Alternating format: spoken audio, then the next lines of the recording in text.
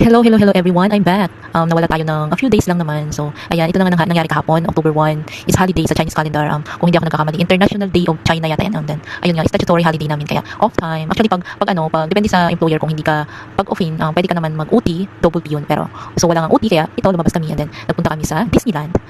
Nakarating kami doon, almost 12 na yata yun, lunchtime. Pero, yung ginawa namin, naglibot-libot lang muna, picture taking, videos, nilibot namin talaga doon yung mga spot na maganda kunan ng litrato, tsaka videos. And then, grabe, super init. Pero, kahit mainit, okay lang kasi maganda naman yung paligid. Grabe, maraming tao pala. So, baka hindi naman to yung super dami ng tao, pero madami talaga. And then, after that, napunta kami sa Inspirational Lake para kumain. Doon kami magla-lunch. Although, grabe, napakainit, pero okay lang kasi maganda yung paligid, napaka-refreshing yung hangin kasi nga bukid. And then, may nakitang airplane kasi malapit sa airport. Grabe, ang ganda dito sa Inspirational Lake. Dito kami nag-lunch. And then after, nag-practice ng unti sa choir. Tapos after that, nilibot namin talaga yung Inspirational Lake. Grabe, napakaganda. Although man-made lang yata ito, hindi to na lake, man-made lang yata to. Pero grabe, napakaganda yung niya, yung spot kasi sa gilid mga bundok. Ayan, grabe, napaka-fresh ng hangin. Nilibot namin siya. Grabe yung mga puno, malalaki. Tapos yung niya, sa gitna parang may island.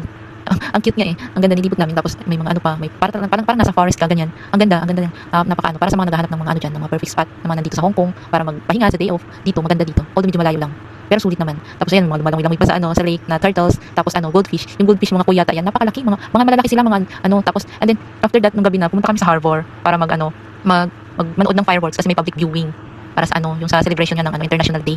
Grabe, yung yung fireworks, nag-start siya ng 8 AM, ay 8 PM, and then natapos siya 8:23. So 23 minutes talaga tinagal ng fireworks. Grabe, ang ganda ng fireworks. Sobrang may mga heart shapes, may smileys, parang ganun. Grabe, ang ganda. Tapos kaso lang mga bago mag 8:23 yung iba nag-uuwian na, kaya ayan, ang dami naglalakad na. Nag-uuwian na kasi nga crowded. Grabe, dami ng tao. Biglang nagsisiksikan na yung sa papuntang pauwi na kami NPR. Grabe. Pero at least sulit naman yung pinanood namin. Grabe. Talaga. Dami naghihiyawan. Grabe, parang nakakawala din ng stress. Maganda, lalo na pag yan makikita mo. Buti na lang may public viewing talaga dito. So, ayun lang for today's video. Pag uwi namin tingnan nyo, grabe yung tao. Okay po, see you next time. Thank you for watching. Bye-bye.